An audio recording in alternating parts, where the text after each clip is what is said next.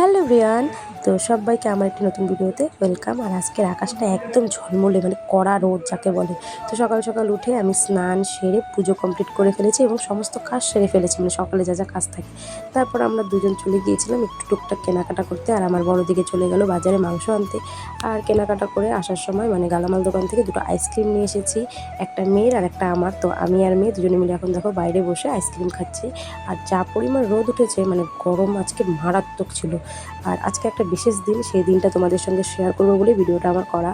তো এদিকে দেখো ঘরের অবস্থা, তো এক চুটকিতে ঘর পরিষ্কার করে ফেললাম। দেখো দেখতে যতটা মানে মনে হয় সহজ, কিন্তু অতটা কিন্তু সহজ না। তো যাই হোক, এবার রান্নাঘরে চলে এসেছি। এসে আমি প্রথমে শাক ভাজা করছি, পটল ভাজা করেছি, আর সকালবেলা করেছিলাম টমেটো দিয়ে বেগুন দিয়ে ভর্তা আর ডাল।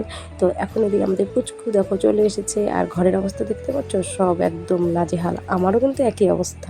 আর এদিকে মেয়ে চলে যাচ্ছে এখন স্নান করতে। আর এদিকে আমি মাংসটাকে ভালো করে কষিয়ে নিচ্ছি। তোমাদেরকে তো বললাম আজকে একটা স্পেশাল দিন, দাঁড়াও সবটাই বলবো। আর এদিকে আমার বোন দেখো কত আম নিয়ে বসেছে। আর এদিকে গরমে এদের অবস্থা দেখো, যে যেভাবে পারছে শুয়ে বসে লেটা পেটা অবস্থা। আর এদিকে এখন আমার মেয়ের অবস্থা দেখো, আর পুকুরসোনা করছে। আর এদিকে কিন্তু আমার বোনের আম মাখাও কমপ্লিট। এবার আমরা গরমের মধ্যে বসে টক টক ঝাল ঝাল আম মাখা খাবো। সত্যি বলতে দারুণ টেস্টি লাগে আম মাখা খেতে, মানে কাসুন্দি দিয়ে মেখেছিল একদম সেই। তো চলো আম মাখাটা খেয়ে নিই। বেশি কথা বললে পরে মানে আম মাখাটা এখন দেখছি তো কেমন জানি লাগছে, লোভ লোভ লাগছে। যাই হোক, তো আমরা আম মাখা খেয়ে একদম চলে যাব দুপুরের খাবার দাবারে। তো দুপুরের খাবার দাবারে ছিল ডাল, শাক ভাজা, মাংস আর চাটনি। তো এদিকে আমার অবস্থা দেখো গরমে পুরো খারাপ, দুটো করে ফ্যান চলছে তাও। তারপর তো দুপুরবেলা খাওয়া দাওয়া করে একটু রেস্ট নিচ্ছিলাম। এদিকে আমার মেয়ে দেখো দুটো চকলেট নিয়ে এসেছে, একটা আমাকে দিল আর একটা ওর বাবাকে দিবে। আর কি বললো তোমরা বুঝতে পারলে? দাঁড়াও আমি বলছি। তো আজকের দিনটা ছিল আমাদের অ্যানিভার্সারির দিন। তো আমরা আজকে আমাদের মানে এই দিনেই বিয়ে হয়েছিল ঠিক 12 বছর আগে। তো দেখতে দেখতে আমরা একটা যুগ পার করে ফেললাম। আজকে সেরকম বেশি কিছু আয়োজন ছিল না, একদম সামান্য ঘরোয়াভাবে। তো চলে আসলাম সন্ধ্যাবেলায় একদম কেক কাটিং নিয়ে। তো দেখো এখন আমি আমার বরকে এই শার্টটা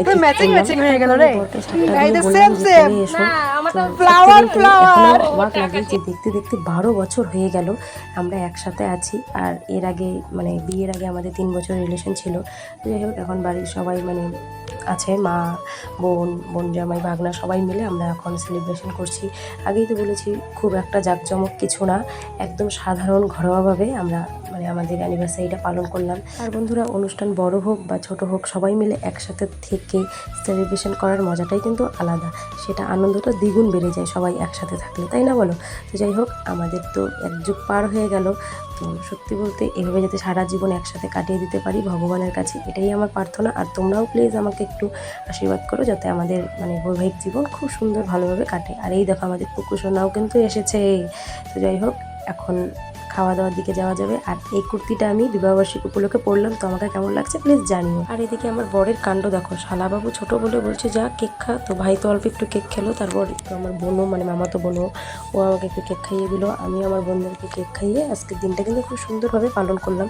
আর এবার চলে আসলাম খাওয়া দাওয়ার পর্বে। তো রাত্রে খাওয়া দাওয়ার পর্বে ছিল ফ্রাইড রাইস, মাংস, চিকেন পকোড়া, স্যালাড, সস।